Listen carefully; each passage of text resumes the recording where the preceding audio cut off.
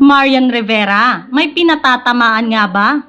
Usap-usapan ngayon ng latest TikTok repost ni Marian Rivera ilang araw matapos ang pagkukrus ng landas ng asawa niyang si Dingdong Dantes at Karil sa It's Showtime. Sa nasabing TikTok video ay mababasa ang mga katagang everything you do in life is like a boomerang. When you throw it, it eventually comes back.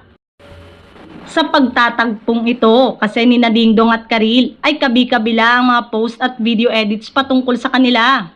In fairness, marami ang natuwa at na-excite sa muling pagkikita ng dating magjowang sina Dingdong at Karil sa nakaraang episode ng It's Showtime. Ito ang unang pagkakataon na nagsama sa It's Showtime sina Dingdong at Karil, kaya naman feeling happy ang kanika nilang mga taga-suporta. Matatanda ang 3 years ding tumagal ang relasyon ni Karil at Dingdong hanggang sa maghiwalay nga taong 2008. Sinisi ng kanilang mga fans si Marian na siyang third party umano sa breakup. Ngunit sa kasalukuyan, pareho ng masaya sa piling ng kanika nilang asawa si Dong at Karil.